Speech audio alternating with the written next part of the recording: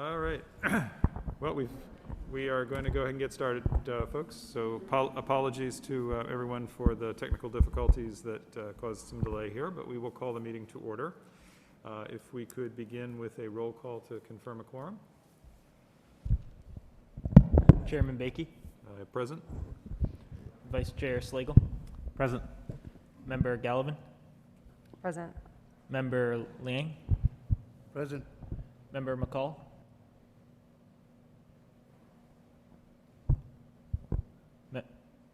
Member McCall. Member Shea. Present. So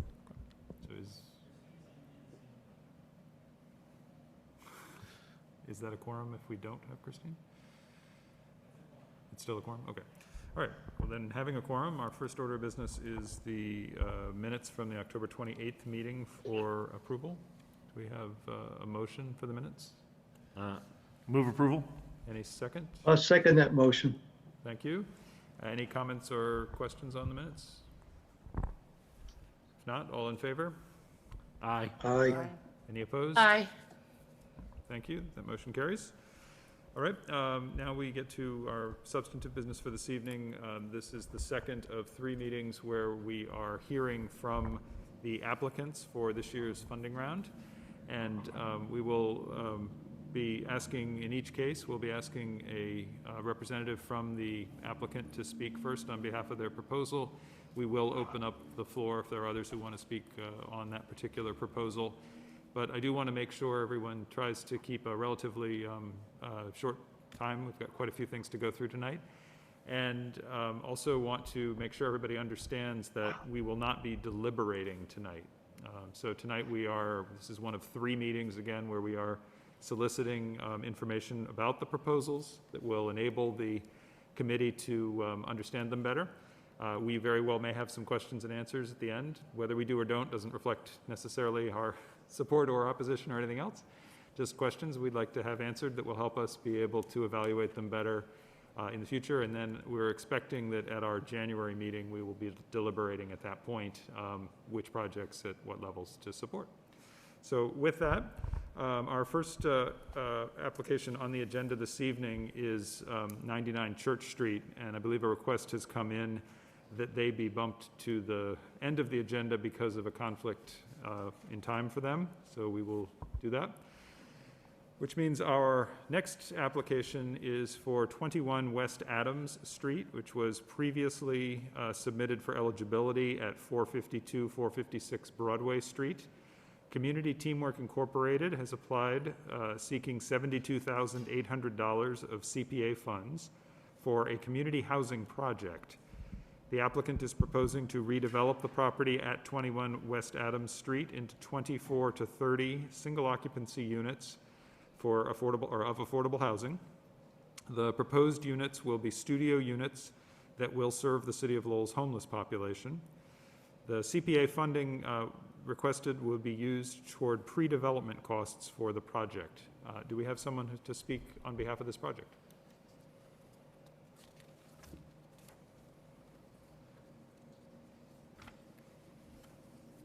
If no one's available, Mr. Chairman, from CTI, I'm happy to step in, if that's okay. Oh, thank you, please. So I think you know that CTI and other organizations have been working closely with the city manager's office on identifying ways to implement the city's adopted homeless plan. Every time you come through the downtown, there's ample evidence of the challenges that we face as a community with especially homeless individuals. CTI, as you know, operates a number of shelters which provide emergency housing for families.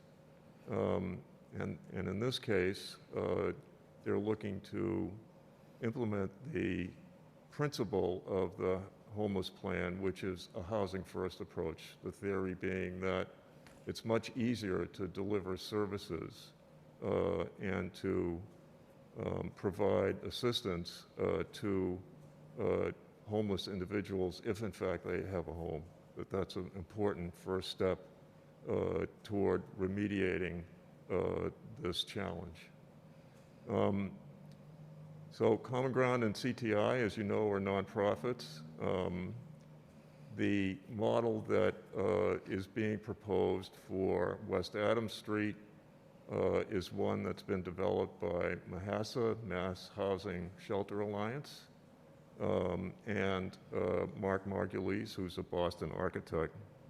And there are two projects that are using this model of modular construction of these single-person occupancy units. One is being developed by SMOC, which is the CAP agency outside of Framingham, and the other by the Worcester Housing Authority. So the goal would be to advance plans, permitting, in order to bring the project to a point where it's ready to proceed, to make us more competitive for housing assistance from the Department of Housing and Community Development. There are discussions that are ongoing with the owner, who would have a role in participating in the development and the construction of the units. And they, in fact, have given us permission, as you know, to submit this application to secure CPA funds. So in summary, it's a critical need. It's a difficult challenge to site housing for homeless individuals. We've looked at several different locations which haven't worked out for one reason or another. Eric, I think we have a meeting coming up with you on Monday to discuss an existing structure that could fit the need. So we're hopeful that we can receive this support because the resources just aren't available at this stage of the game for Common Ground or CTI to pursue it on its own. And we see ourselves as partnering with the city and feel that it would be an appropriate allocation of city funds and support to advance the deal. So unless there are questions. Thank you. Do we have, we may call you back up with questions, but I want to make sure if there's anyone else wishing to speak on this proposal. There may not be, but seeing none, and assume no one from who's joining us via Zoom. Okay. With that, any questions from any of the members on this project? Mr. Chairman, for full disclosure, since I'm on the board of CTI, I probably need to abstain from the project. Thank you. Thank you. Please make sure that's noted. Any questions from any other members? I had just a quick question. I think it's concerning the ultimate expectation, which is 24 studio units. And I just wanted to make sure that the folks who are applying for this understand that the strings that do come with the CPA funds, which is there's going to have to be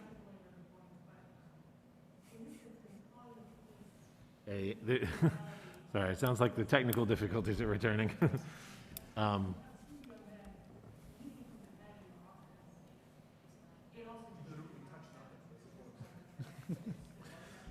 I'll try to speak over Loudly, I guess. the license commission. To understand that there's going to be a permanent affordable housing restriction on these units held by the city, and that even though these funds are for pre-development purposes, they are tied to the creation of these 24 units at the site. And so for some reason, these units are not created, that those funds would be required to be repaid. That's... Well, I think all of that is something that we'd need to figure out as part of a grant agreement if you, in fact, decide to make the award. Sure. And in terms of affordability restrictions, all of the projects that CTI Common Ground does with DHCD, we've supported affordability in perpetuity. Sure. Any other questions? Right. The only other thing that I wanted to just ask about is I did notice that the application describes relying on a comprehensive permit under Chapter 40B as the path to permitting. And certainly if you're successful in obtaining that, that is a vehicle that would meet your needs. But that is obviously, I guess, maybe more of a caution than a question. Understood. Relating to the question or the comment that that Vice Chair Slagle made, that there's a risk obviously there. Yes.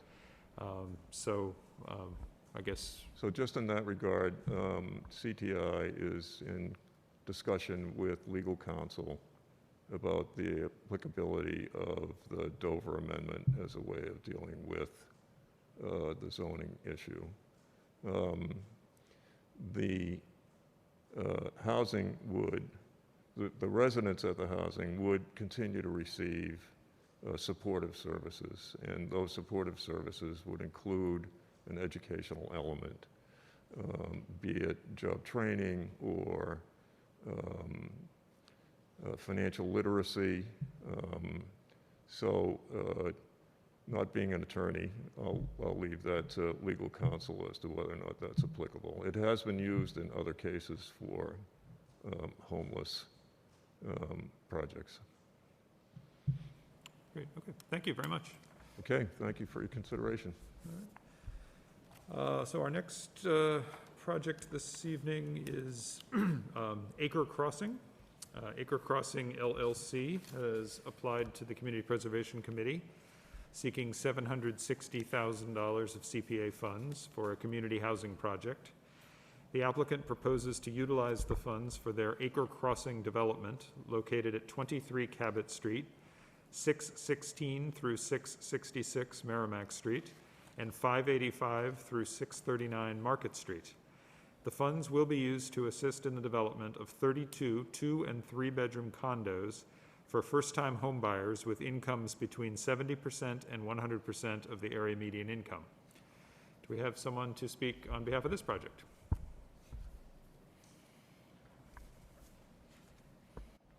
Good evening. My name is Francie Slater, and I am working as a consultant with the Acre Crossing team, along with Steve Jonkis, who's here, and developer of the project, Will Susi of Susi Industries. We did submit a slide presentation to share with you all tonight, and I think you all have printouts of that, so I can walk you through that. But first thing that I'd like to just clarify is that in our original application, we had specified 17 units, and there was an error that was 16 or 17. We had specified that the subsidy would be for 17 units. Just this week, we received the updated mass housing income limits, which has changed the scope so that we're able to actually subsidize 23 units with the proposed budget. So that's what that change is based on, is the updated mass housing income limits. So Acre Crossing, as you mentioned, is a mixed-purpose development with residential and commercial capacities. What we're applying for is only for the residential component of the development. So it's the new construction of 32 affordable units that range from just under 1,000 square feet to just over 1,000 square feet. To just under 1,300 square feet, 2- and 3-bedroom units.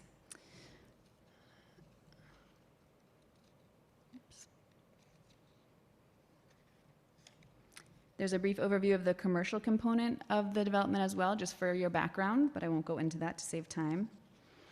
But as I mentioned, none of the CPA funds would be devoted to the commercial component. Thank you. So after all the pretty pictures of all the different elevations, and that kind of just shows you how the building is rendered to actually appear from street level, both on Merrimack and Market Streets, we can get into the cost and pricing slide. So right now, based on all of our current information from contractors and suppliers, the total current development cost for housing portion only is estimated at $15.9 million. Based on that price and the square footage of the units, the present estimates for the cost per unit is between $455,000 and $584,000 per unit. The development team is working to secure additional subsidies through various programs, including Mass Housing Commonwealth Builder, as well as Mass Housing Down Payment Assistance and Workforce Advantage 2.0 programs. And we were able to work with the city to apply for the MassWorks grant of $1.7 million, which was awarded to support public infrastructure surrounding, adjacent to this project.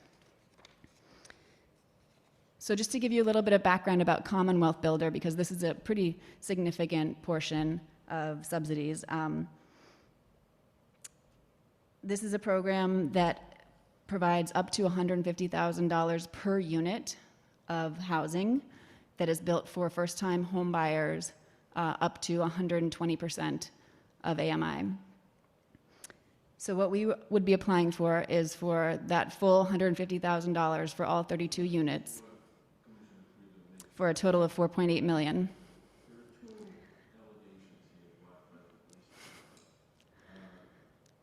Should I keep going? If you're comfortable keeping it going, just Okay. speak loudly while we... Okay. Just something to note is that the maximum Commonwealth Builder ask is $5 million. So we're right up against the upper limit of that program. One important thing to note about Commonwealth Builder is it's a very competitive program. There's $60 million that's been allocated in the current state budget to support that program. And as of June of this year, there were 27 projects in the pipeline, in the application pipeline, valued over $76 million. So it's very competitive. And preference is given to projects that restrict units for 70% of AMI buyers, as well as mixed income projects, both of which Acre Crossing fills that preference. A couple other of the requirements of the Commonwealth Builder Program that are relevant to CPA are a 15-year affordability restriction, a local match commitment from the municipality, and that's why we're really coming to CPA looking for that local match. And then there are some requirements for the home buyers, which are pretty standard.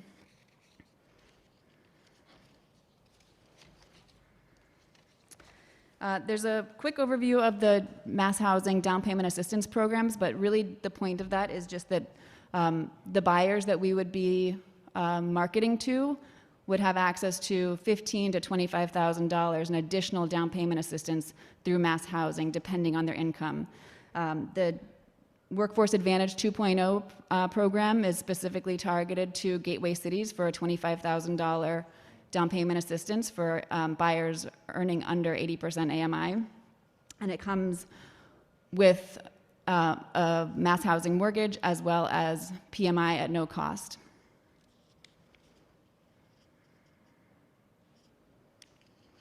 So even with the subsidies that we've just discussed, Commonwealth Builder and the two down payment assistance programs, the homebuyer mortgages of Acre Crossing units would range from $280,000 to $409,000 per unit. And those are still out of reach of many of the home buyers that we would be seeking in the affordability ranges.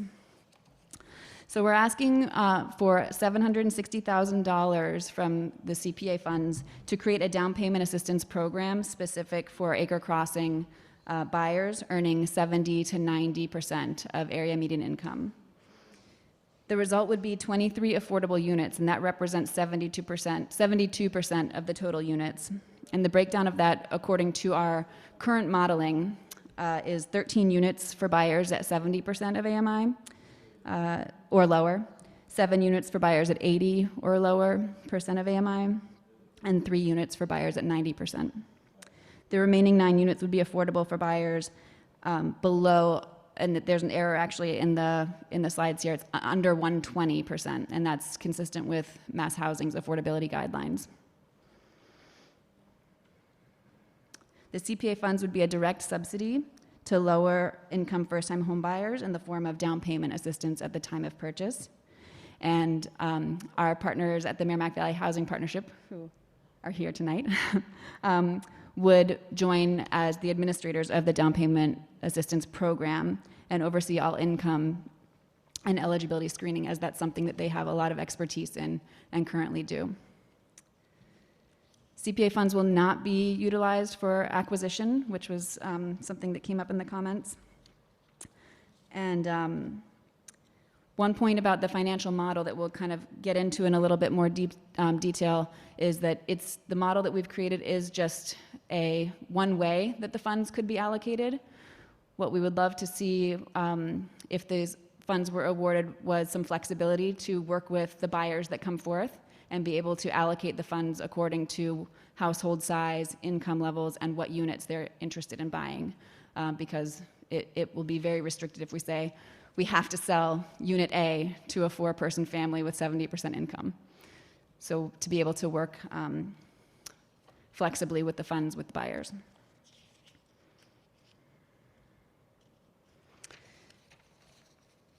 So just to put those numbers in context, the $760,000 of CPA funds that we were requesting represents less than 5% of the total development costs of Acre Crossing housing. However, it does leverage potentially $4.8 million of Commonwealth Builder funds, and that it would represent a 17% match to the Commonwealth Builder funds. And we believe that CPA funding would position Acre Crossing very favorably in the pipeline for Commonwealth Builder funds. So I included kind of a run-through of one family as an example of how these CPA funds could benefit. And you can go through it. I won't read all the numbers out, but it really just is intended to show that for a family of 4 earning $79,000 annually, a subsidized unit without CPA funds is out of reach. The sale price, assuming that Commonwealth Builder funds are achieved, as well as additional down payment assistance programs are available, is $387,000, which is above the affordability limits for somebody at that income level. In this case, a down payment assistance amount of $123,500 would reduce the mortgage amount to $263,579, which would bring the monthly costs in line with a 36% income allocation for housing. This example is the highest range, on the highest end of the range of the down payment assistance amounts that we're looking at. The lowest is $2,200. So within that range, there's a lot of variability based on income and household size. But the median down payment assistance is around $25,000.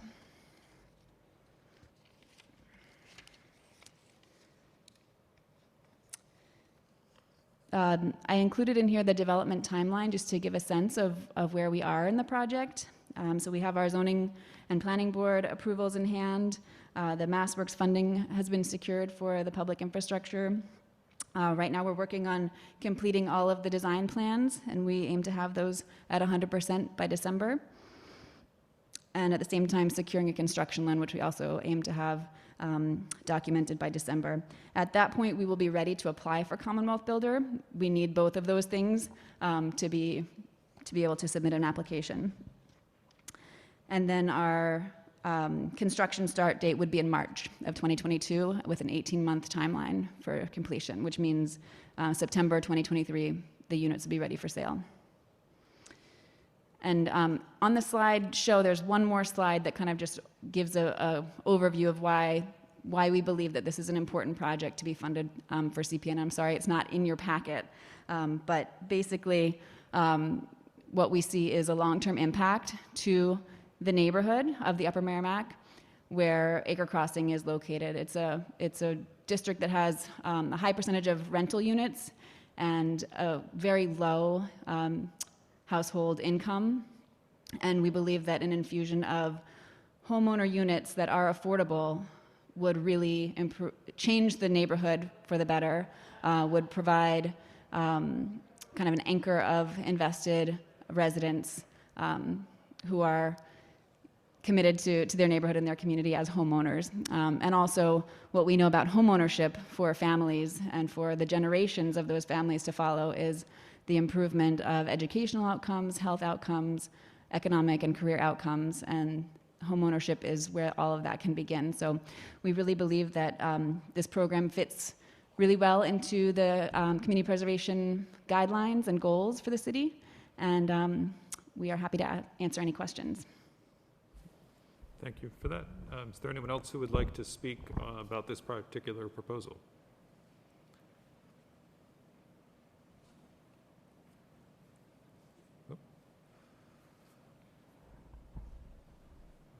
I think Will and I are here along with Francie and available to answer any questions that you may have. I know that we've presented you with a considerable amount of information this evening.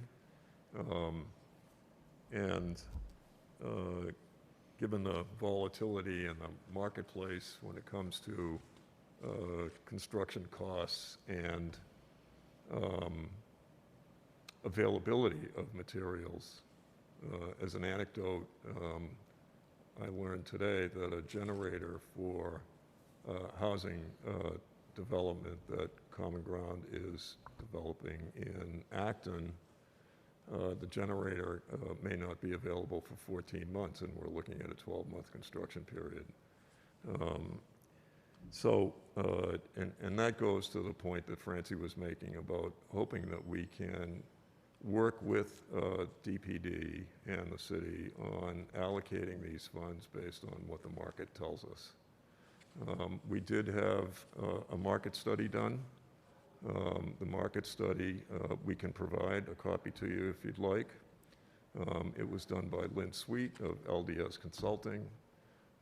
Lynn has substantial experience in analyzing the marketplace for affordable housing development. The results of that market study were positive. We also surveyed potential buyers, including graduates of Merrimack Valley Housing Partnerships classes, 871 people last year. Over 900 are expected this year.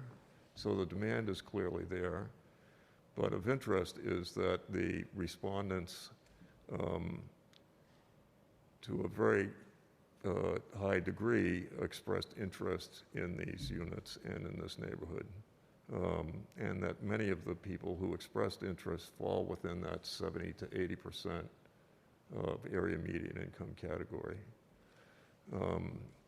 So the goal here is really to fulfill an opportunity for low and moderate income folks to actually secure the American dream, if you will, and do so in a way that conserves enough of their income for other family needs. So I say that because we're allocating, our model is based on 36% of their income being dedicated towards housing costs, including HOA fees and property taxes, whereby banks will underwrite up to 42% of income for affordable, for determining a person's capacity to purchase a house. Am I leaving anything out? Mr. Chairman, Thank you. Happy to answer questions if you'd like. Thank you. Thank you. Mr. Chairman, Member Shea? thank you. I'd like to ask Steve a question. First of all, it's good to see you, Steve. Steve, is there going to be like a condo association in this development? Yes, Phil, there would be a condominium association. A homeowners association would be responsible for bringing on the property Right. management firm that would take care of the units. Yeah, thank you. Yeah, that's vital, and thank you for your presentation. I thought it was really good. Thank you. Thank you for your interest, appreciate it. We have other questions from members? Member Gallivan? Yep, I just have one question. Can the applicant confirm whether the full amount, the $760,000, will be fully applied to the down payment assistance program, or will some of it cover the construction costs? The idea is to provide that funding only to buyers for down payment assistance. With one exception, which is there would be a small administration fee for each applicant that would go towards the screening, the eligibility screening for income eligibility. So similar to the way that somebody applies to the City of Lowell's down payment assistance program, and Merrimack Valley Housing Partnership screens them and gets an admin fee for that, completing that service. So that was, and that's in the budget. In the second to last page, you can see at the very bottom in tiny writing on the right-hand side, CPA request. It's $713 for the total direct subsidy, and then $46,000 for admin fee, for a total of $760. Thank you, that's helpful. Do we have other questions? I do. I have a couple of questions. So first, and I've asked it of every applicant, with the exception of the last one, so I apologize. But one of the things we asked during the pre-application, the eligibility hearing, was to try to determine whether or not the applicants were open to having their funding phased over multiple cycles, and I wanted to know if you guys had taken a thought about that. And Yeah, so that would work for us. And as I understand it, you can carry over CPA funds from one fiscal year to the next. Given that the construction time frame is 18 months, we would be overlapping at least 2 fiscal years. so 18th month construction time, I'm assuming you're not going to start in the winter, so you're talking about No, we're spring not. of 2022? It's a March targeted date right now, Okay, so March of '22. So end of, fall of '23 is when the construction will be completed, and you anticipate, in, what, the summer of '23, starting the application process for the down payment assistance? To do the marketing and sales, we would start towards the end of the construction period and hope that once the construction is complete, closing dates follow directly behind, and people are moving in. Okay, Yeah, so thank you. Part of the effort, too, may involve working with our colleagues at Merrimack Valley about identifying buyers to see if there is an interest in reserving a unit, perhaps beginning in early part of the summer, as a way to continue marketing efforts in a way that would be successful. And the other thing that we have to be cautious about is whether or not the construction lender is going to require a certain number of the units to be reserved before they'll fund. We are working with a local bank. We had a meeting with them yesterday, and you know, we're 90% there with getting a commitment letter from them. So the commitment letter, the permits, the local funding participation are all sort of prerequisites for our mass housing application. In order for us to be successful, we're hoping to provide all of those.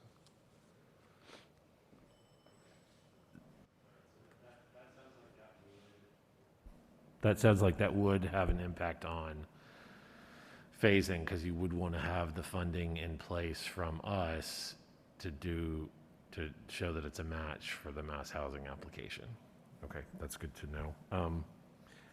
The other question I have is, you asked a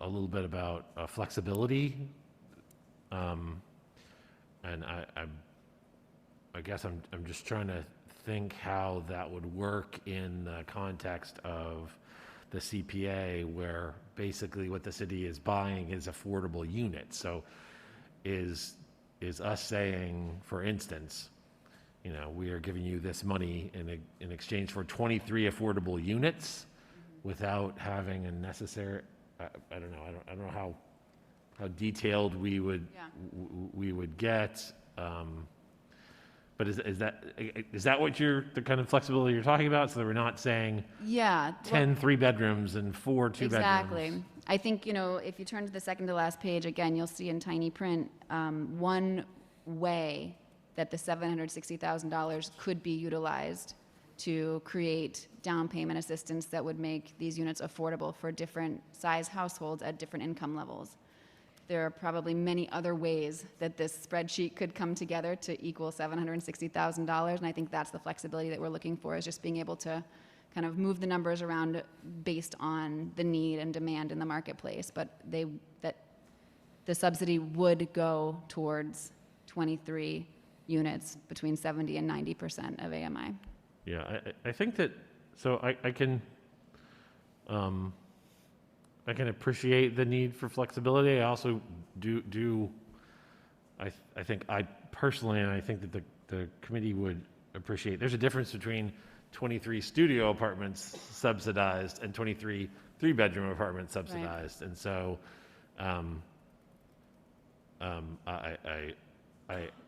I kind of, I think I wouldn't want to be a complete clean slate if I were proposing a condition on this, but I can appreciate the need for some flexibility. Yeah, so it's not and I understand that too, and I think that's why we kind of ran through the model of a 4-person household wanting to buy a 3-bedroom unit, because, you know, that a 3-bedroom unit, you might have a 4-person household, you might have a 5-person household, you might have a 6-person household, and the numbers would change based on the income limits from mass housing. And so much of this does go back to mass housing because of the Commonwealth Builder Program does have some pretty strict requirements as far as income eligibility, that we would kind of defer to the mass housing limits, income limits, as our guide about, you know, what household size and what income determines what's affordable, and therefore what a subsidy would need to be to bring that into affordability.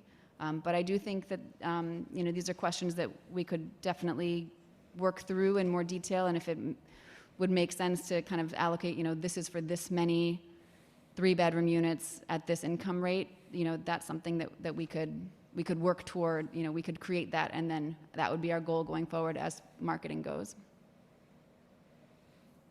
Yeah, I mean, so obviously we're not deliberating, so I'm not speaking for the committee. I'm just, I guess I'm just throwing out that issue, is that I do think it needs to be a little bit tighter than just a unit number. We were expecting you guys to say that, and that we, you know, if the funds were allocated, there would be a much stronger grant agreement that would include specific details about how allocations were being made. Sure. I'm sorry, I have one more. I'm sorry, I don't mean to monopolize everybody's time. You'll just make my list shorter. And this is kind of my last question is, I know that the state program has a 15-year affordability restriction. And I mentioned it in the last application, and I want to mention it here too, is that I think that we're looking for something much closer to a permanent affordability restriction than a 15-year affordability restriction, that the Community Preservation Act is intended to provide long-term affordable housing. The state program for Boston has a much stronger affordability requirement, or, you know, restriction requirement. And then for outside of Boston, they just require at least 15 years. You know, I think it's a tricky question. It's something we've talked a lot about. And when it comes to, you know, what we see as one of the biggest values of CPA is that it's a renewing fund. And so it's replenished year over year to continue to do this work, which is amazing that the community has access to funds year over year. And also what we see the benefits of home ownership for lower income families is the ability to actually gain wealth and to actually accrue assets, which if somebody buys it affordable and then sells it affordable, they really aren't able to do that. But if they're able to buy it affordable and stay for 15 years and sell it, that's what homeownership actually does for people to gain wealth. So I think there's benefits, to both of having permanent affordability, but there's also benefits to low-income families being able to get into an affordable home and then sell and actually realize those gains. And I completely appreciate that. So I'm gonna throw something out here, just to say, which is, just based on my kind of, I'm gonna say back of a napkin, but it's obviously not because I'm doing it on my phone. For 23 units, you're looking at about $31,000 in direct subsidy once you take out the administrative costs per unit. And I guess that as part of a deliberation, I would be interested, and I think it would be useful for the committee to know what the value of a 15-year restriction is on an affordability restriction on the unit. So it's something that I'm sure an appraiser could tell you, that we're buying basically the affordability of this unit for 15 years or whatever, and I would be interested to know what that number looks like compared to the $31,000 you're asking the CPA to give you for each unit. So if a 15-year restriction is worth $100,000 per unit, I have no idea whether it is or not, but if it is, then obviously we're getting a lot of value for our $31,000. If a 15-year restriction is worth $20,000 per unit, then we're not. So I think that would be an interesting piece of information this is our first time through this jungle gym, so I think it would be interesting for a useful piece of information for the committee to have, is to know what the value of that 15-year restriction is on a unit and how that compares to what the money that you're asking for. But It's really an excellent question, and I understand the reason for asking it. But as I think about the last 15 years, we've seen a tremendous depression in housing costs, in housing prices, and now we're seeing an incredible escalation. So I'm not sure how we could arrive at predicting what the future is going to hold over the next 15 years. We could look at, well, perhaps an appraiser could do it, but I don't have an easy answer for it, simply because the market does fluctuate, as you know.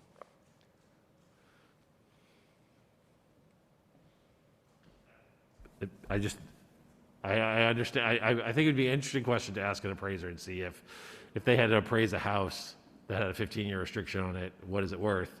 If it didn't have that restriction, what is it worth? And what that delta is. I think that would be, I don't want to belabor the point, I think, and take everybody's time, but I think that would be useful.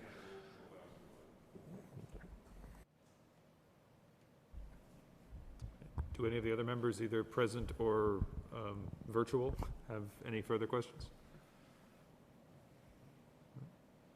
Hearing none, I have a few questions as well. First off,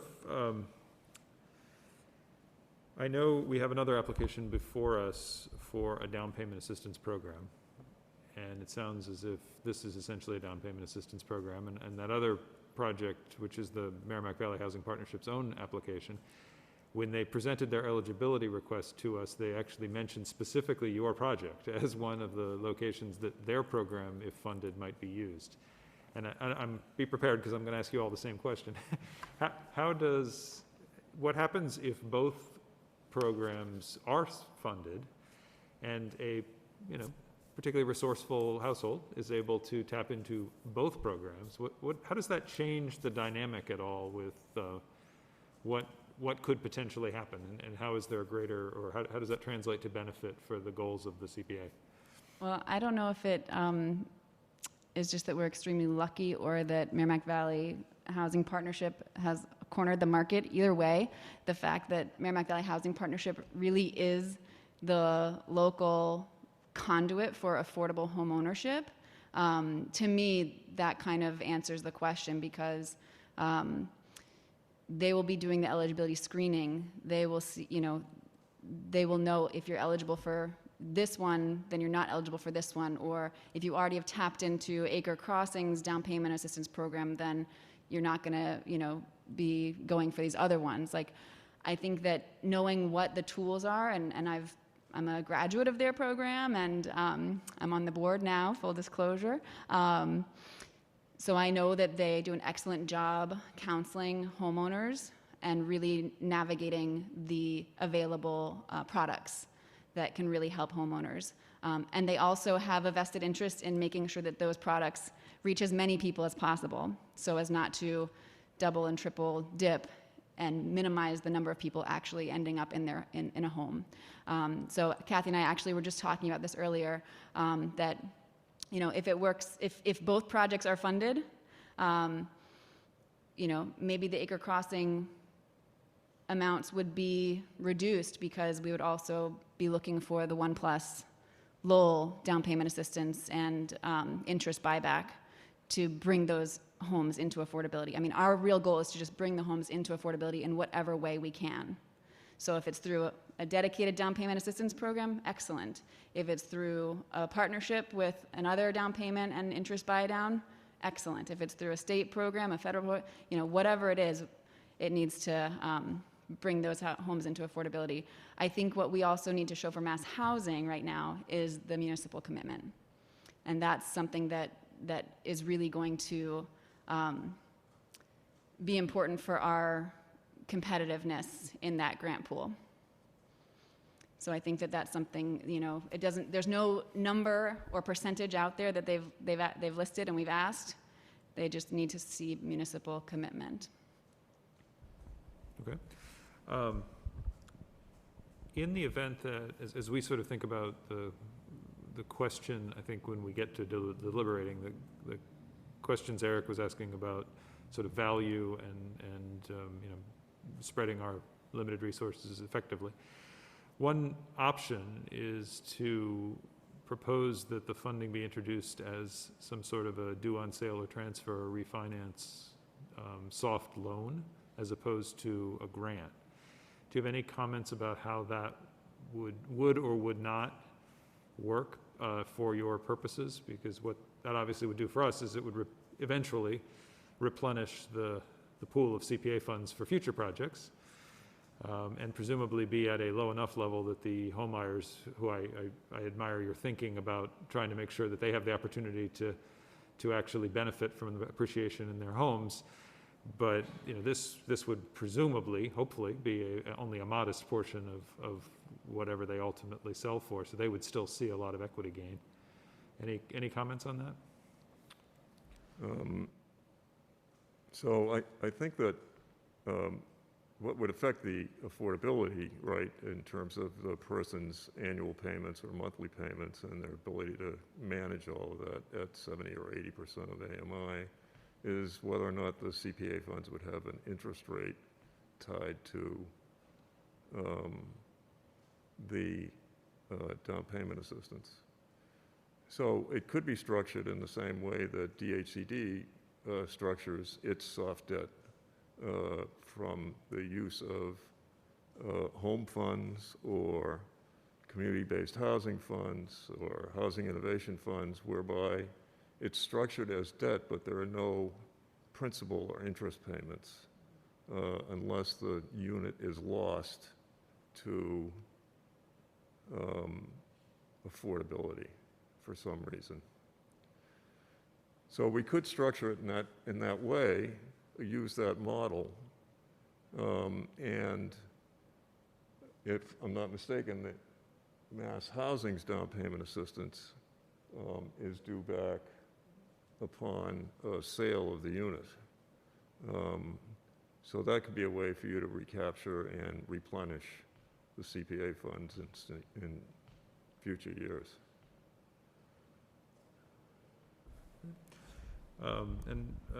My final sort of question or questions, I guess, has to do with, I think there's been a lot of publicity around this project, which is quite exciting. And often it mentions Jeanne d'Arc, and you've got Jeanne d'Arc's logo on your first slide here. I think we all are familiar with the fact that Jeanne d'Arc was or may still be the owner of this property. I'm curious if someone can just clarify a little bit. There are a lot of opportunities for a community-oriented lender like Jeanne d'Arc to be participating in a project like this. It would be helpful for us to understand which of those avenues they are currently participating in. What roles are they playing in this overall package that you can share? I understand there may be some you can't.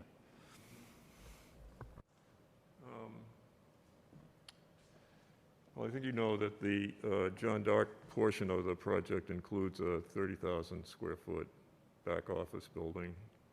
It also includes construction of a parking deck, which provides 160 spaces approximately. Some of those, of course, would be used by Jeanne d'Arc employees. The lower deck would be reserved for them.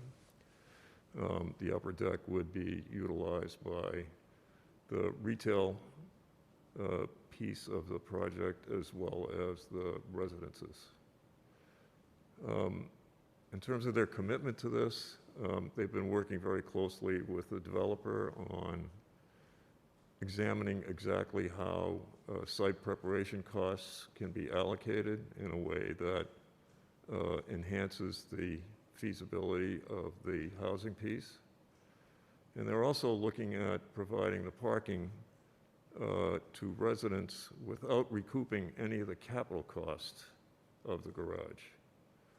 Their lease rates for the parking would only reflect their operation and maintenance costs.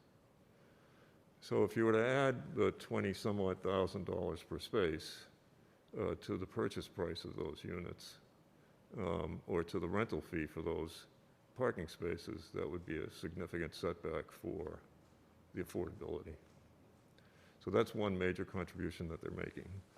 They also participate in mass housing partnerships, loan programs, and they're designated lender through mass housing as well. So they could be participating in the financing to the individual buyers.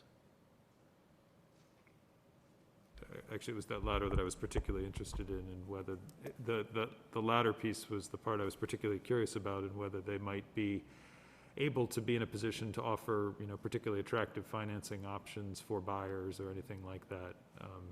Again, knowing them well and knowing how community-minded they are in many respects, in addition to their obvious interest in this project, that also could be a way to broaden the partnership. Good suggestion, and I know that they're pretty aggressive in their lending policies and partner with local organizations who provide first-time home buyer programs. So I'm sure they'll continue to do that and do what they can to make this a success for buyers. Excellent.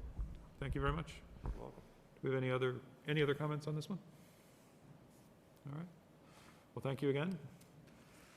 Hey, well, thank you very much for your consideration. And, just to sum this up, we do think that there are long-lasting benefits to the community and to the neighborhood once this project proceeds, and that there'll be a significant return on the CPA investment over the course of time. So appreciate your consideration. Great. Thank you. All right, our next order of business this evening is the 1+ Lowell proposal.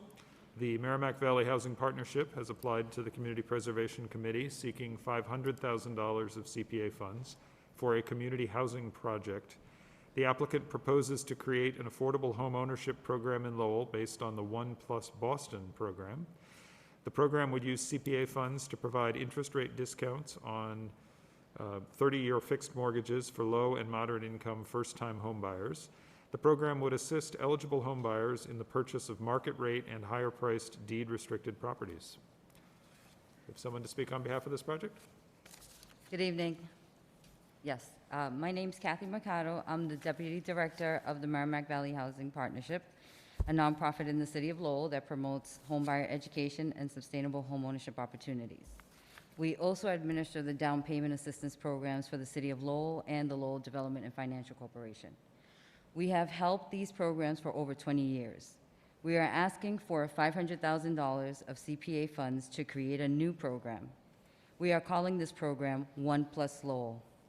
This program would be new to, it would be new to us, but it's not unique to Massachusetts. The City of Boston implemented this program using CPA funds a year ago. As of today, 133 loans have closed. Because of the success of this program in the City of Boston, I know we're in Lowell, they have allocated $8 million of CPA funds. We need to create opportunities for our first-time home buyers, first-generation home buyers, to make home ownership achievable for everyone, to create equality in our community, for those coming into the workforce with high student debt, for our BIPOC community families as well, which is Black, Indigenous, people of color. We don't want our next generation to wait 10 to 20 years to purchase a home. The market to purchase a home within the last 5 years has risen more than 50%, making home ownership extremely difficult for people to buy a house.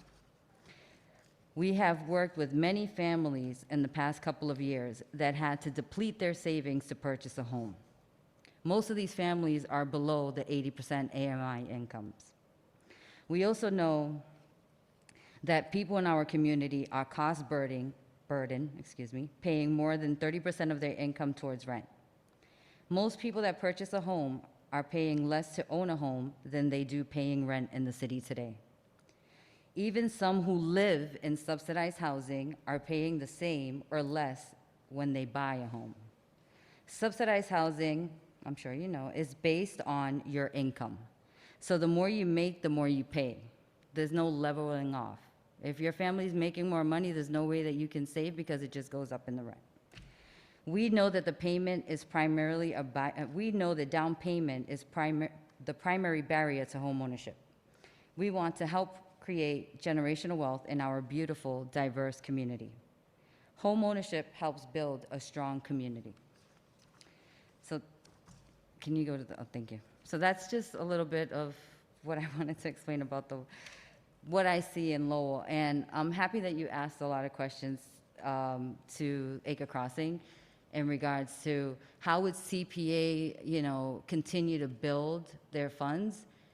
I would say all those people are going to be paying CPA taxes. So that's the way they're going to give it back, right? So I appreciate the question, and thank you for getting me prepared for that. And as well as Steve said, I am a young lady that I grew up in the Acre, so I'm super excited for Acre Crossing, and what they're doing. I love the Acre, and I'm excited that someone's going to put some time and effort and make it look beautiful. Now, in regards to my program, or our program in Merrimack Valley, this is basically a little bit rundown. If you can look through the slides, it's just telling you a little bit of how it works, and basically a lot of the work has been done. So you're buying down the interest rate. Buying down the interest rates makes housing more affordable. Even with the market and how it is today, if you buy down the interest rate, the bottom line, it's affordable. So 3% down for condominiums. That's the basic underwriting guidelines for 1+ Boston, which we would use for 1+ Lowell. No private mortgage insurance. Financial assistance is based on 1+ Boston's borrowers may also qualify for an extra subsidy with Mass Housing Partnership. Dylan, can you go to the next slide, please? The next slide is just, self-explanatory. It's showing you the difference if you were to get a conventional loan versus a one mortgage loan, which is an awesome loan as well. With an additional, the 1+ Boston, you're paying less down payment, your interest rate is less, 1% less, with this flyer says here, and your ending dollar amount is the same as a conventional loan, but you're saving a lot of money, which will help those people that can't save because of their income to purchase a home. CPA, can you go to the program budget? I'm going to entertain the question because it was part of the comments in regards to our budget. I know there was a question about fringe benefits and administration costs, so I don't know if you're going to touch upon that, but this is a breakdown. It's a simple breakdown. We would basically definitely administration fees And $438,000 of the and $290 will be allocated towards, to buy down the interest rate and down payment assistance. The next slide just gives you a simple graph of how many people we could help, the interest rate, the next one, Dylan. So if we're just buying down the interest rate, so for instance, if we were to help Acre Crossing or be in partner with them, if we're able to buy down the interest rate and they have an additional down payment assistance other than what we're doing, then we can possibly help 37 families.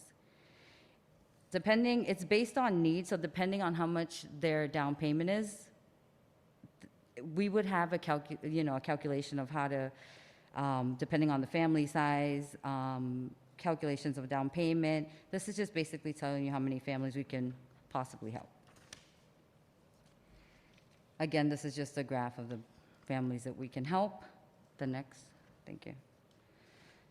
The program impact for One Plus Boston, like I said earlier, 133 One Plus loans have closed, and 72% were of households of color, 32% Hispanic Latinx, 39 Black, 6 Asian is self-explanatory, 75% is an average household income.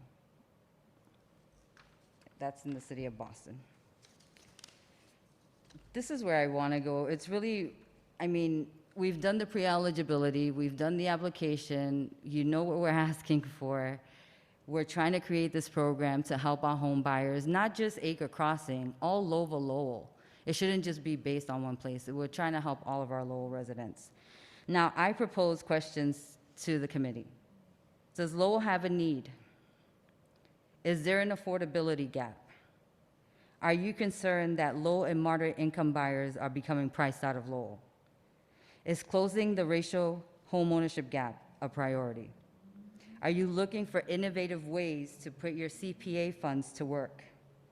Could there be an opportunity for creative partnerships, even regional approaches? That's my presentation. Thank you. Thank you.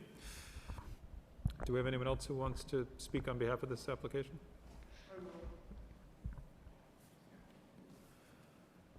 Good evening, I'm Jim Wilde. I'm the Executive Director of the Merrimack Valley Housing Partnership for at least 6 more weeks.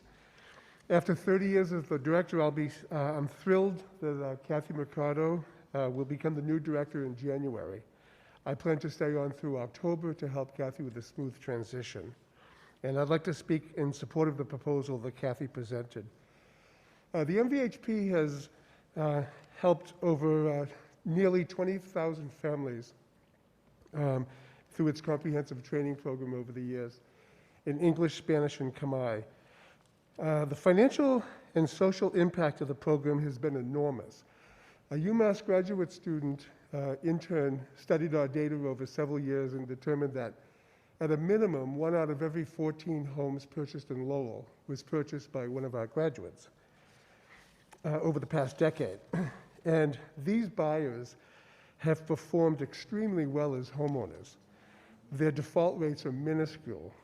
About 60% of our program participants earn 80% or less of the area median income, and 50% are non-white. The key to success is education and access to good mortgage and down payment assistance programs. We've worked closely with the City of Lowell for 25 plus years in administering the city's down payment assistance program. Unfortunately, the program in recent years has lost much of its effectiveness.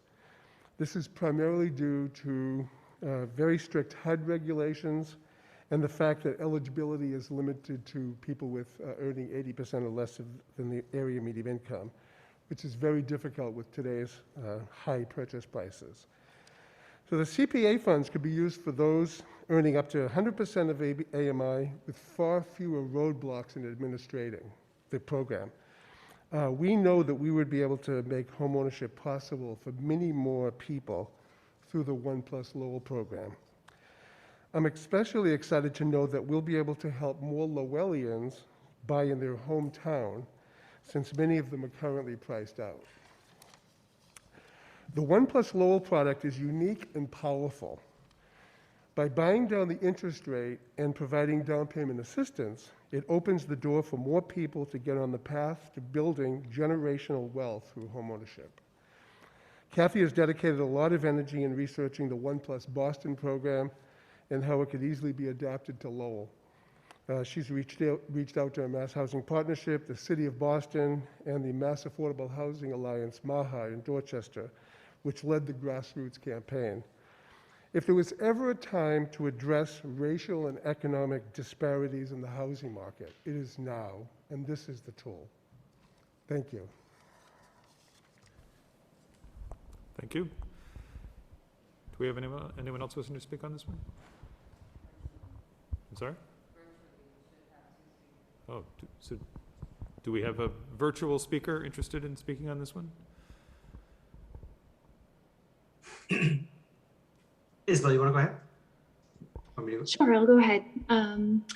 Good evening, everyone. My name is Isabel Cruz. I work on the homeownership team at MHP, the Massachusetts Housing Partnership. And like Kathy and Jim have said, we administer the One Mortgage program, which has been in operation for, this is our 30th year, and almost 24,000 low and moderate income households have used our program to purchase their first home.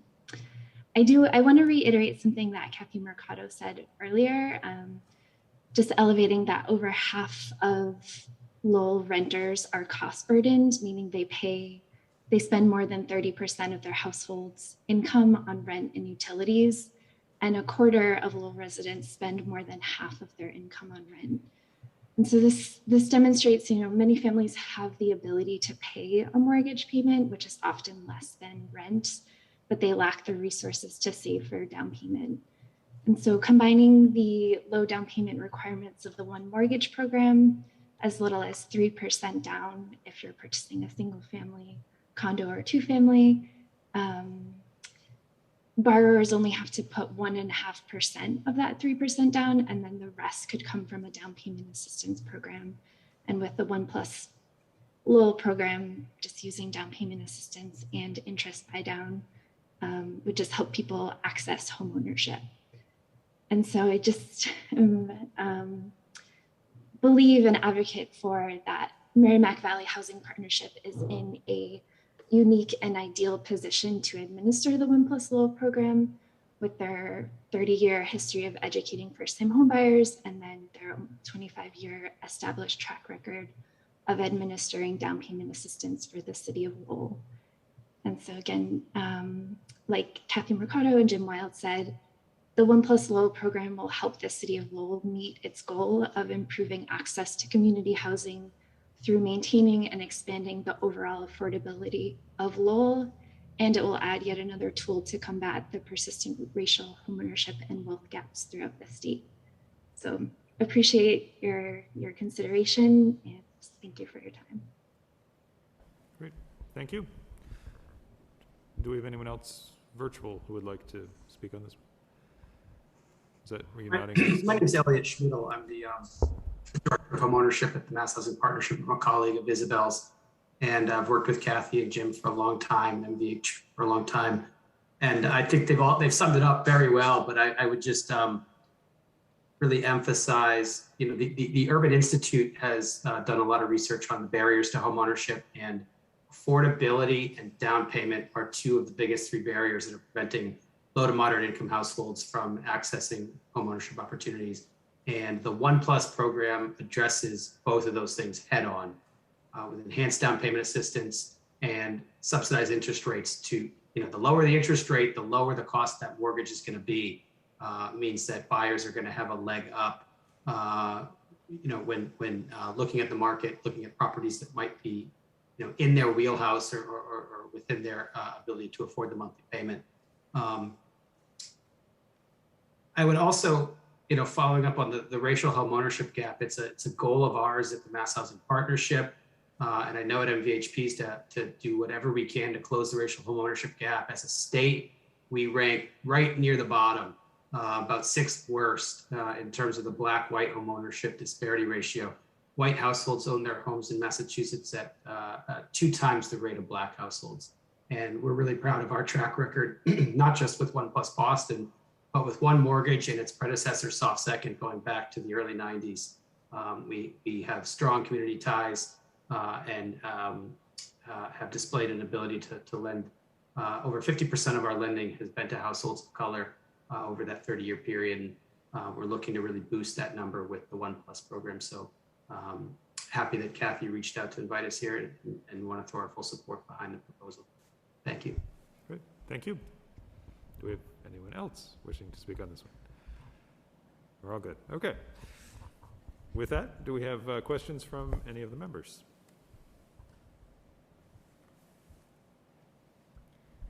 I have a question for the applicant. It's a little bit of a two-part question. The first is, if you were to receive funding in 2022, how long might it take before you can distribute and work with a homeowner to purchase a home? And then the second part is, I understand it would help potentially 16 to 37 families, but would that be over the course of a year, or do you project that would be over the course of multiple years? Just curious.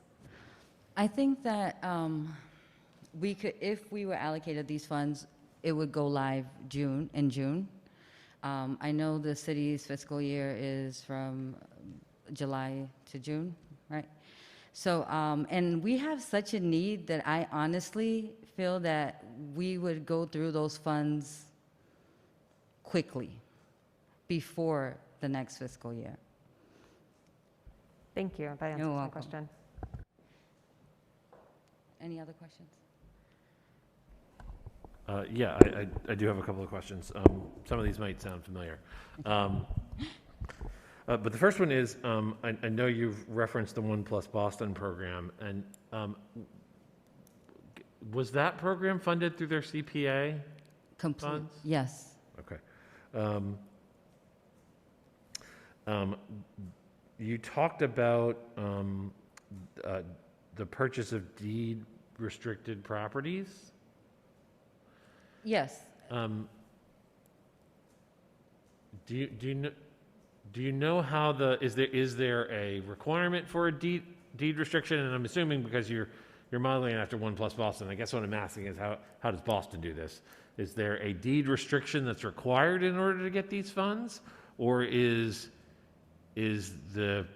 are we meeting our affordability requirements as the CPA by the restriction on the income level that is eligible for the funds? It's just a question that I have. So basically, yes, I'm modeling Boston's program, but we're not Boston, so it's going to be unique to us.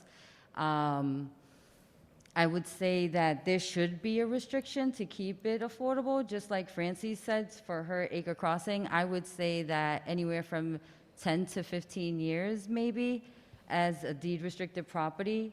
If they sell the property, just like the home funds that we administer for the down payment assistance, that the person, if they sell sooner than that, will have to pay back the funds to the city. But if they don't, then we absorb, right? The city will absorb that because they've been paying back into the CPA funds for all of these years. In regards to the deed restricted property, I wanted to say something from earlier that was just going through my head, a family that we helped. There was just to say a quick story, there was a mother that bought a home in Suffolk Street when a lot of organizations, nonprofits, CBA, the city of Lowell, and they made a deed restrictions for those two families, but one had to be rented to Section 8 individuals, and the other one was owner occupied, kind of like, is it River's Edge? Yes, River's Edge. I'm from Lowell, so I still call it Shaughnessy. So basically, the great thing about that was that she moved before the 15-year restriction and bought another home, but at the same time, we were able to help another first-time home buyer buy this deed-restricted property, and it's still deed-restricted. She still has to have a tenant from Section 8, but now this young lady doesn't have to wait so long, and she can sell the property at market rate. So it kind of like dances with each other. Yes, we want to keep it affordable, but also we want to make sure that we're creating that generational wealth. I know that No, was long-winded, I'm sorry. No, I appreciate that goal. I agree that that needs to be something that we think about, which is, you know, the goal is not necessarily to lock up these units for 100 years, but to make sure that we're, that it is turning into something that does change the calculus for affordability and for wealth accumulation in lower income folks. So I answered that. So I guess the one other question I had would be, if you were approved for this program, how do you envision the agreement with the city, with the CPA reading? So for instance, are we talking about, are we gonna set a target number of units or homeowners that we're gonna help, or are we going to just say, you know, the funds have to be expended on a homeowners less than 80% of AMI? I know that you can go up to 100. I just, how do we guarantee that the money's going towards affordability? So I would say that it should go up to 100% AMI. And the reason why I say that is because administering the down payment assistance for home funds, we're only allowed to go up to 80% AMI. A lot of towns and cities are no longer even using home funds for down payment assistance like they used to. So I would say that I would want to go up to 100% AMI in order to keep them, the affordability aspect. We would basically, it's based on need, right? So I think it's working with the city, like, what should we do? Are we going to work with Acre Crossing? But I think that in perpetuity, I'm going to come back, right, and apply for these funds every single year because we want to keep the program running. So I would say for the first year, we can just allocate and say, work with the city, okay, we want to target 20 families and we're going to allocate so much money in regards to down payment. But the biggest benefit is the buy down of the interest rate to make it affordable. Because we'll work with the people to make sure that they are saving, because they're going to have to allocate 1.5% of their own funds as well as down payment. Even if they have enough, I just feel like it just gives them a sense of, you know, ownership, that they're putting their own funds into this, not just the city. I hope that answers your question. I kind of lost my train of thought. No, sure. No, I think my question. Total honesty. Thank you. It's been a long night. Yeah, thank you. Do other members have questions? Well, I have a couple, not surprising, right? So following up on that one, I'm trying to understand, from the materials we have, I haven't been able to figure out how is the amount that is allocated to each particular transaction, each particular household and purchase. How is the amount of down payment assistance calculated? Your table showed a whole range of possible amounts, and therefore what we would end up with, there was discussion of down payments of 3%, and then there was discussion of not having any PMI, so somehow we managed to get past that. I'm trying to understand exactly how the money is used and how ultimately it's going to be determined how much money goes into each particular recipient. So the good thing is we already have that model in regards to like the way that we administer the home funds again. So basically it depends on the sales price, closing costs, right? And the down payment. So if they have to, so not everyone is in the same situation. So we have an income calculator that we use, and HUD gives us an income calculator that we can use. And basically you put in the sales price. I was a lender, so, you know, I know how to do a lot. I originated a lot of loans and I created my own calculator, but I also use HUD's calculator. So basically it's based on the sales price. We'll put in how much the buyer is allocating, how much are the closing costs, and it'll give us the dollar amount. So we already have a structure in place. But can you tell me what that formula actually is? I was not a lender, so I No, don't know it. Yes, I am just telling you, they don't Yeah. have some knowledge. So basically, the structure is you're putting in the sales price, depending on how much you're putting down. Not everyone's just putting 3% down. Some people are putting 5% down because of the market. And then you populate how much you're putting in that calculator, what they do, what they're paying for closing costs, and then it'll give you a dollar amount of how much they're eligible for based on their income as well. Okay, so the principle is you establish an amount that is the percentage for the down payment. You Exactly. establish amount they can afford through your formula. Exactly. And the CPA funds are used to make up the difference? Exactly. Okay. So we'll make up the difference, but not just with down payment. If they need, it should be down payment and closing costs.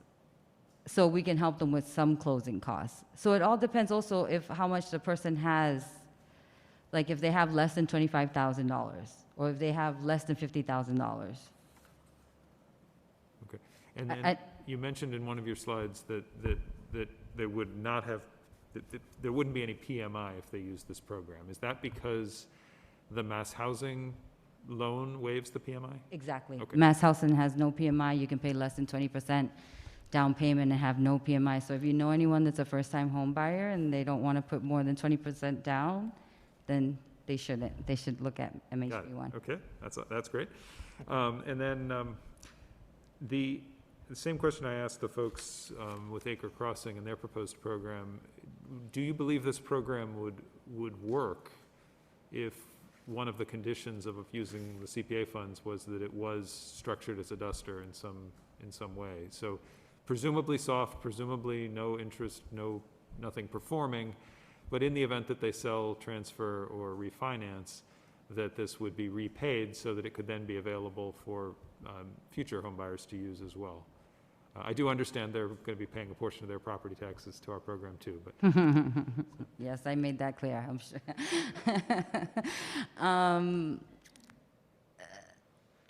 How can I, to be honest with you, I would say that the buyers shouldn't, in the long term, once we know how this program works and how it's working and how, if it's right for Lowell and if we're really touching those home buyers, in the future, I honestly, I can only be honest, I would say that the buyers shouldn't have to pay back the CPA funds. I think that at all, and that's just me being honest. And the reason why I say that, Adam, is because, like I said, again, they're paying into it when they pay their tax bill to the city of Lowell, right? If they sell before 10 or whatever restrictions, 5, 10, 15 years, then CPA will return their funds. They'll get their money back, but I guess that's my answer. yes, I understand that we would all prefer, I mean, and it's obviously better for the buyers, no question about that.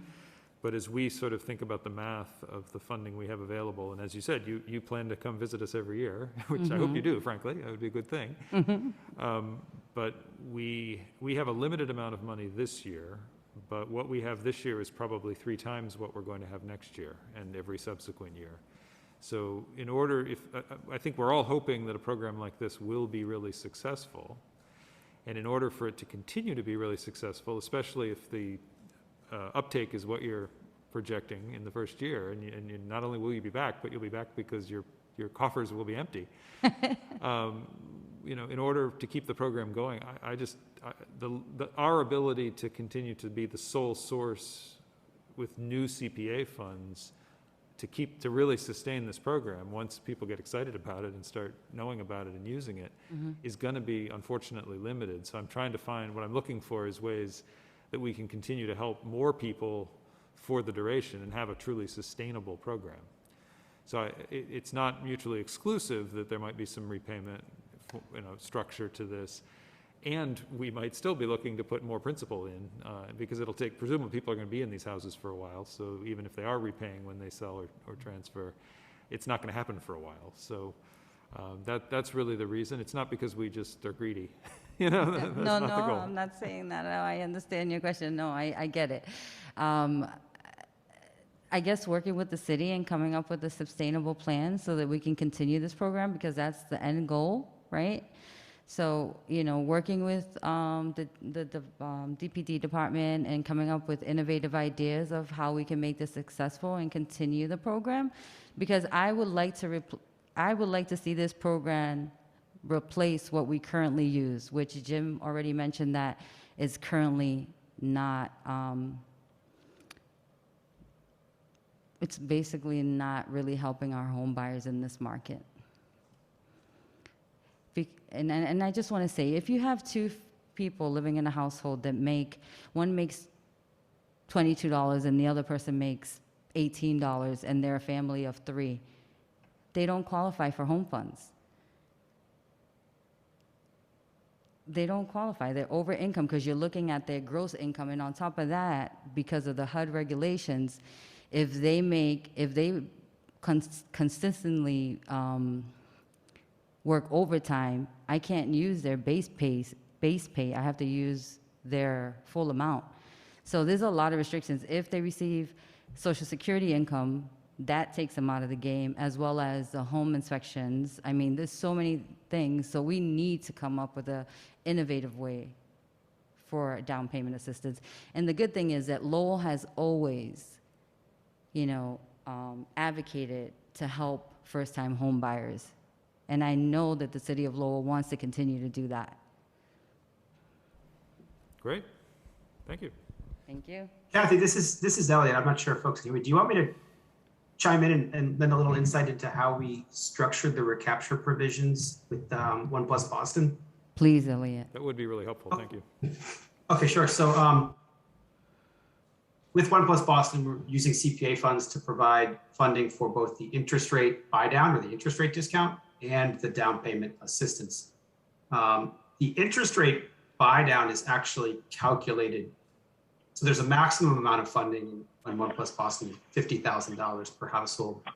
And we calculate the necessary interest rate subsidy first and then back into the down payment assistance amount. The interest rate subsidy piece, the borrower is actually never on the hook for that. That is a transaction essentially between MHP and the lender. And those are settlement costs that are paid to the lender at closing. And the way we structured the recapture provision on the interest rate subsidy funds is that if the borrower sells the property prior to 5 years, the lender pays back a prorated portion of that interest rate subsidy. Number of, we divided it by 60 months essentially, and they pay us back that amount.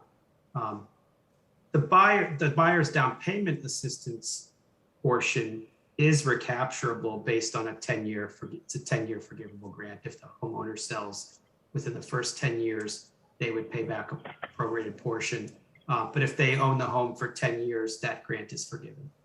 So I think there's a good middle ground. There's a way to provide the borrower with the benefit on the interest rate subsidy, but also recapture some money, because sustainability is important. Our program, the One Mortgage, has employed us as a recapture provision on our interest subsidy loan for 30 years, and it's allowed us to continue to operate the program, yet provide first-time home buyers with a benefit that is meaningful, gets their foot in the door, and will help them gain appreciation over time. So I hope that clarifies a little bit, and happy to provide more info offline. That would be great. Thank you very much. That works. Do it like that, right? Okay. Any other comments on this one? All right, well, thank you very, very much. Thank you. Appreciate your application. Thank you. I know it's getting to be kind of a late night tonight, folks, so hang in there. Our next agenda item this evening is, this is Finance Night, is the Downtown Lowell Building Restoration Loan Fund. The Lowell Development Financial Corporation has applied to the Community Preservation Committee seeking $1 million of CPA funds for a historic preservation loan fund. The applicant proposes to use the CPA funding to create a loan fund that will be used to lower interest rates and provide other incentives for downtown developers with the goal of offsetting costs for the restoration and preservation of historic downtown buildings. The funding will be used primarily for historic preservation, but may also be used for community housing projects. We have someone prepared to speak on this one? Good evening. Thank you. I'm Allison Lamy. I'm the Director of the Lowell Development and Financial Corporation. I'm wearing my city hat here. Thank you. The LDFC is a nonprofit organization committed to enhancing the economic vitality of the city of Lowell. And we accomplish this through the creation and management of loan pools that support investment in commercial and residential development within the city of Lowell. I'm here tonight because the LDFC hopes to establish a new loan fund for the specific purpose of supporting the renovation of historic buildings within the Lowell National Historical Park and Preservation District and the Downtown Lowell Historic District. It's our hope that this project helps one of the CPA plan goals of supporting developers with an affordable means of fully redeveloping properties that are important to Lowell's history. Many buildings in downtown Lowell are not being utilized to their fullest capacity. They've seen limited private investment and extended periods of vacancies. Rehabbing these properties will help preserve the historic assets upon which Lowell was built and reinforce the unique urban environment of downtown. Substantial financial challenges stand in the way of restoring these properties. In many cases, the developers need to layer multiple complex financing programs to make the projects viable.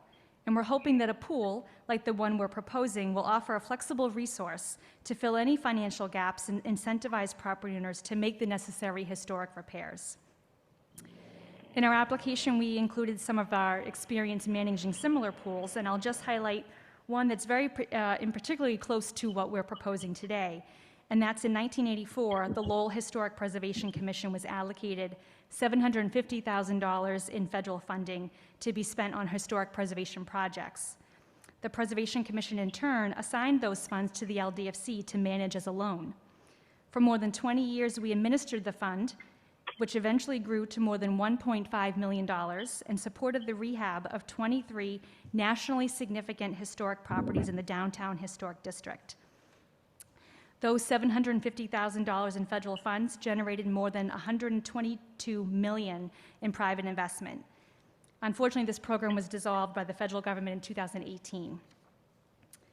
This time, our goal is to create a $10 million pool, capitalized from LDFC member banks and credit unions. The LDFC also plans to allocate some of our own development funds towards the project. We will manage the application process much like we do our other loan programs. Applicants are often referred to us by either local lending institutions or through the City of Lowell Planning Department. And a subcommittee that will be comprised of lenders from the community and city representatives would be responsible for reviewing those applications. I understand that DPD staff have recommended a condition that CPC approval is obtained for any property selected to receive a loan, and we're more than happy to incorporate that review into our own process. And we'll also require preservation restrictions on any properties assisted through our loan fund. Loan funds would be dispersed in installments upon approval from the city's historic board and our National Park Service architect to ensure that the work complies with historic standards. This, again, is the same process we followed when we managed that preservation loan fund I mentioned earlier. So we have a great relationship with both entities to help us ensure that we're complying with historic standards. We're proposing that 100% of the CPA funds be used for historic preservation projects, and we'd like to utilize them in two ways. The first would be to attract developers through flexible loan terms. We expect that most eligible development projects will require multiple layers of financing, each with their own unique set of parameters to make a project financially feasible. Our aim is to make the terms of our loan as flexible as possible so that developers can select an option that they can easily build into their own development pro formas. The LDFC subcommittee would review applications on a case-by-case basis to determine how best to support that project. Most cases, it would be interest rate buy-downs or deferring of interest payments. We also hope that the flexibility of this program serves as an incentive to building owners who may have already made substantial renovations to the interior of their buildings, but have yet to make those exterior improvements. This loan pool could support that exterior work and ensure that the historic integrity of the building is maintained. Our second ask of the funds is to reduce the risk to lenders participating in the pool through a loan loss reserve. This is particularly important for larger buildings with substantial vacancy. In these cases, it is a certainty that the LDFC loan would be one of several financing tools in the project, and we would likely take a subordinate position behind any primary lender. Construction lending is risky, and a loan loss reserve helps mitigate some of the risk for the lenders. That being said, I do understand that there's some questions as to whether the CPA fund is eligible for this use. So we welcome an opportunity to work with you or city staff to try to identify other ways to accommodate this portion of our request if it is determined that that's ineligible. Of the $1 million we're requesting, we're proposing that $500,000 or 5% of our total loan pool would cover that loan loss reserve, and that the other $500,000 would cover the flexible financing options I mentioned. We expect to have a pool formally established in the first quarter of 2022, and we've been holding regular meetings with our member lenders to flesh out a lot of details. We still, as I mentioned, we're trying to make this flexible. We have a lot of details to still work through. Depending on the size and scope of the project, we can typically review and close on a loan within 30 to 60 days. May take a little longer depending on the other financing that might be included. And we would award funds as 2-year construction loans. And they will be recycled into the pool so they can be used for future eligible projects. Lowell's physical environment, as we know, is one of our city's strongest assets, and we believe the proposed loan pool will serve as one way to preserve and protect the historic properties that make our city unique. And we're hopeful that it will likewise strengthen the economic viability of the downtown. And we hope that this committee will look favorably on our application. Thank you for your consideration. Thank you very much. Do we have anyone else wishing to speak on behalf of this one virtual? I see there's no one else in the chamber, so. Okay, do we have any questions from any of the members of the committee?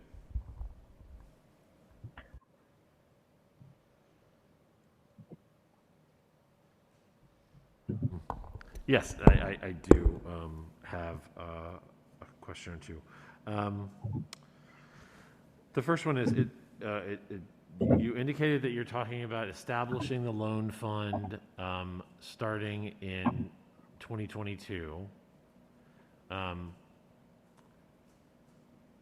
What does that mean for the potential of phasing funding for this purpose? Sure. So we imagine by the end of the first quarter, we would have all the legal documents and the pool formally established. I suspect that we would be able to do 1 to 2 projects in the calendar year of 2022 once we have that going. We have been having conversations with developers in rather informal ways about their interest, gaining kind of a sense of how how this tool could help them, and a sense of timing. So I suspect 1 to 2 projects would be likely in 2022. And as we indicated in our application, we're open to, receiving funds split over multiple years or however makes sense, because we know that the full amount would not likely be utilized in all of year 1. I know that this is not a fair question, but assuming 2 projects, what would be a reasonable amount to ensure that those 2 projects would be supported by the CPA funds? From CPC funds? Yeah, that is a little unfair of a question because it's hard to know what types of funds we have. But we've done like a little bit of some back of the envelope calculations. I think that for just the financing piece and not the loan loss reserve, I think we could do between $200,000 to $250,000. Okay, I know. I realize that's. Yeah. I would not hold you to that. It's the scale. I mean, as you can probably imagine, right? The scale of some of these projects. There's some really, big fish out there. Yes. That we would love to tackle with this fund.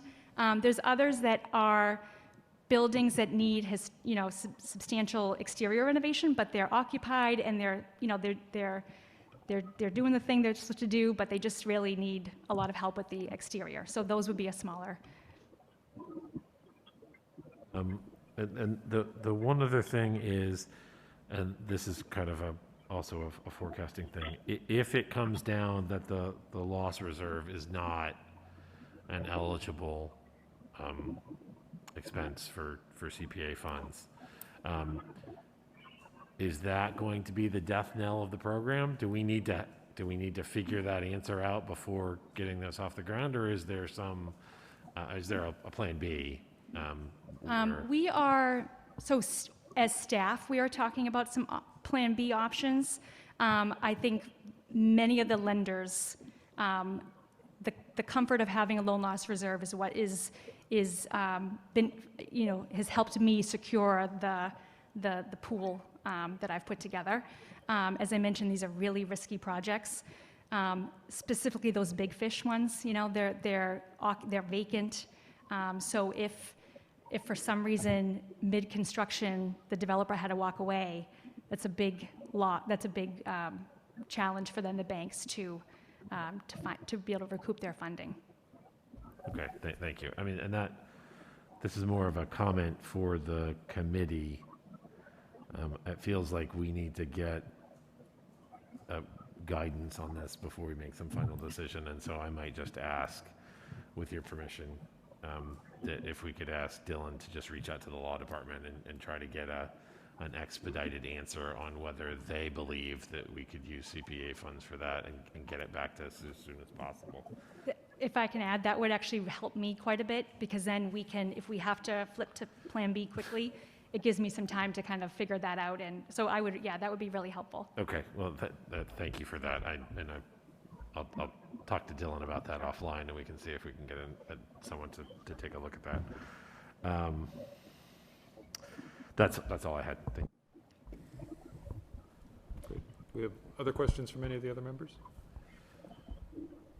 I do have some, of course. And I appreciate that research into the loan loss reserve, because obviously that is critical here. As with all of these programs we've been talking about, I'm really encouraged, because a lot of them seem to be the kinds of things that could have legs well beyond 1 year's round and be able to leverage our resources much further. And I know, having once been on the board of the LDFC, I know quite well what the group is capable of in terms of these sorts of programs. I also do know that the organization's been able to successfully put together lending pools, sometimes with a publicly funded loan loss reserve and sometimes without one. Right. And my understanding is that sometimes what is persuasive for the partner lenders, the participating lenders, ultimately has to do with their proportionate share of any one loan. Mm-hmm. And so my question is, will you, in the event, again, I think maybe we all hope this isn't the case, but in the event that the loan loss reserve were deemed an ineligible use of the CPA funding, but we did partner with you and ultimately go forward with something, does that perhaps change the proportions of funding from the various participants, and yet could there still be a program?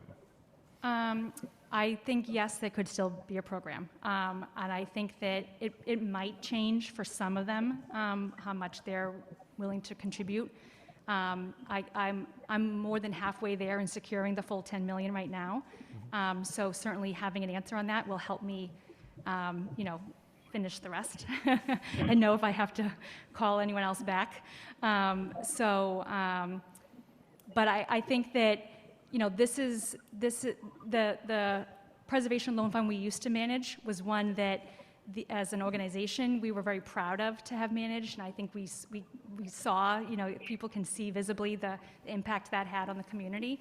And so, our member lenders are committed to a program like this. If it's not at the same scale, that might be maybe, something that happens if we don't have that reserve in place. But I imagine that we will still come through with some program like this, because I think there's, this opportunity to leverage public funds and use, private dollars to make a project like this is one. I mean, that's part of our mission as an organization, right? So we'll figure out a way to make that work.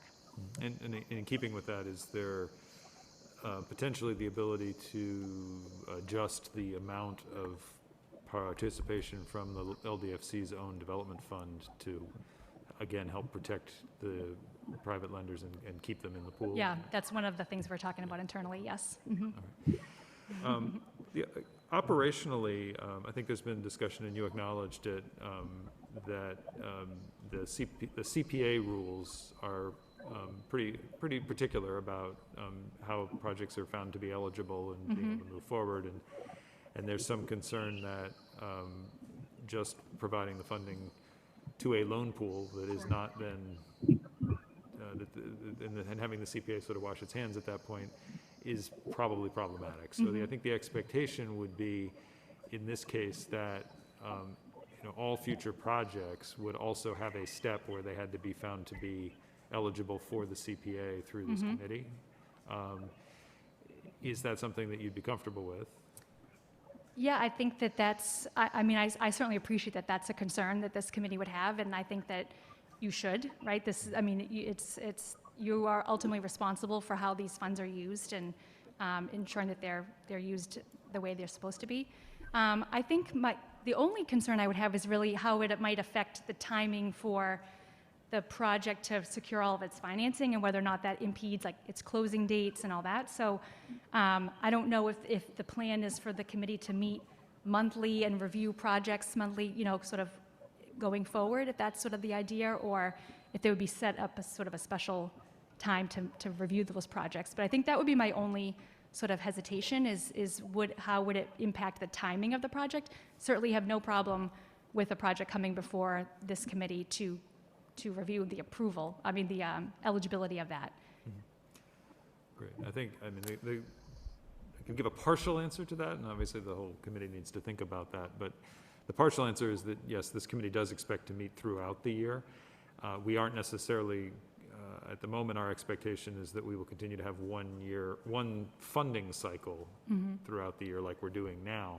But we have other reasons that we need to be meeting throughout the year that are pretty well spread across the calendar. So it's a relatively good expectation that at worst it would be 2 months, and most likely it would be once a month that you would have an opportunity to send potential borrowers to us for that approval. The other option I can throw out there is that, as I mentioned, with our own subcommittee, we often have representatives from the city. And so if that's something this committee is also open to, a member of this committee could sit on that loan subcommittee. So that's, I think we can't, we have to act as a body, we can't act as individuals. Sure. And I think the challenge that we're trying to figure out how to overcome is that the CPA rules are pretty explicit about how projects are found to be eligible. And so we just, particularly around historic preservation. So we'll need to work through that if this does go forward.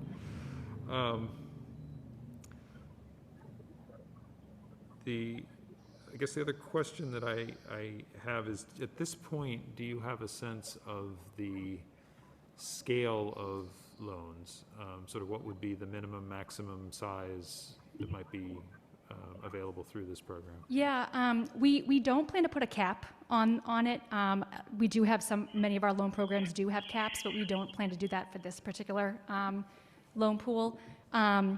Based on some projects we have already supported, not necessarily for historic preservation, but for renovation, we're imagining some of the minimum to be around 500,000, and max several million. Okay. But again, we don't plan to put a cap. I think that's all the questions I have. Did you have a question? Yeah, I have one more question. For the $1 million ask, we saw some other applicants tonight that a portion of that would go toward administrative costs. So I understand that you're requesting that it go toward offset interest rates. But I'm just curious if any percentage of that $1 million would go towards administrative costs. Yeah, that wasn't our plan. We will charge a commitment fee to the applicant, and that covers our legal expenses, the accounting and loan servicing that we have to. That will come with the administering the program, but that comes through the applicant. So we were not planning to use this funds for that. Great, thank you. I saw the 1%, but I wasn't sure if that covered everything, so thanks. Yeah. It probably doesn't cover everything, but we make it work. Do you mind if I ask one more question? One of the other things that I think has kind of come up is a concern about possibly conflating the historic preservation piece and the community housing piece. Oh, And so would you be comfortable if this was a fund that was just for historic preservation? yes, and actually, thank you for asking that question, because in our eligibility application, we checked both boxes, right? Because we thought, you know, let's let you help us decide what is the best fit. But I think it simplifies things if we keep it as just one, and under historic preservation would be our preference. We would actually rather not limit the projects to you know, affordability. If there's a market rate residential or commercial, we'd like to allow any of that to happen. The historic preservation piece, I think, would be our priority. Okay, thank you. Any other questions from the members? All right, well, thank you very much. Great. Thank you very much. Appreciate your time. Have a good night. And we have one more agenda item this evening, returning to the one that asked to be moved to the end of the agenda. They're probably regretting that now. The 99 Church Street, the First United Baptist Church. The First United Baptist Church has applied to the Community Preservation Committee seeking $12,000 of CPA funds for a historic preservation project. The applicant proposes to use the funds to replace the cracked wooden wheel and clapper that allow the church bell to swing and ring. Do we have someone virtual who would like to speak on behalf of this application? Hi, this is Sharon Hardy. Can you hear me? We can, although not all that well. Okay. I'm in my car, and I'm just pulling into a parking lot right now so I can talk better. So, be safe. Okay. Okay. Is this better? Can you hear me better now? Yes. Okay. All right. Hi, I think mine is pretty straightforward. The building was built in 1826 for the Second Congregation in Lowell. The bell was installed shortly thereafter in 1827. The company that made the bell was Boston Copper Company, which at the time was owned by Paul Revere, not the Patriot horseback rider, but his grandson. And so, as you can see from the pictures, the wheel has cracked. So bell can't ring, and we'd like to get that bell ringing again for the community and could use the help in doing that.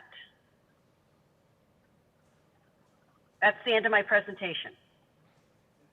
We appreciate your brevity. Thank you.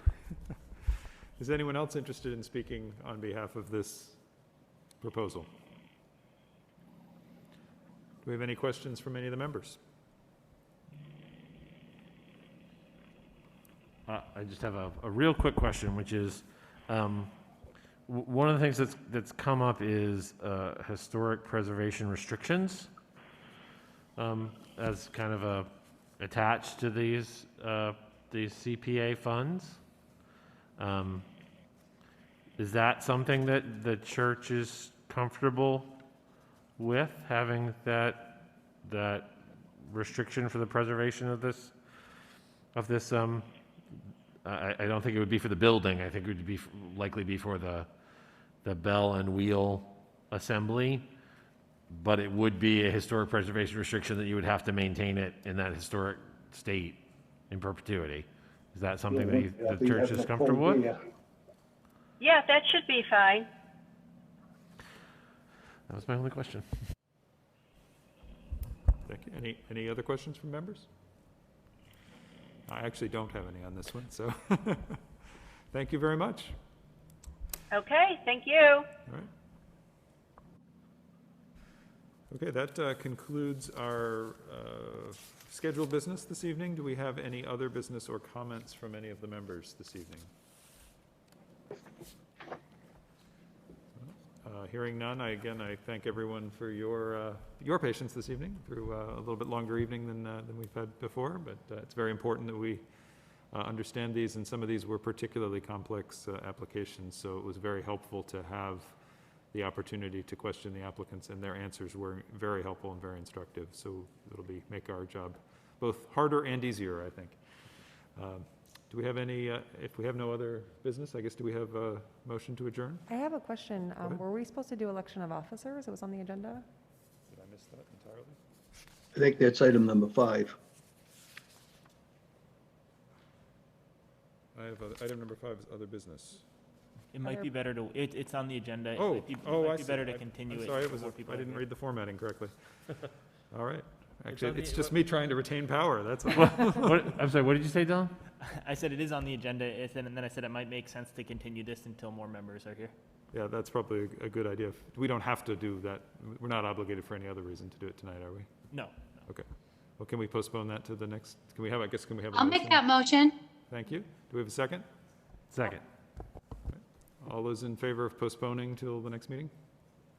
Aye. Aye. Aye. Any opposed? Aye. No. Motion carries.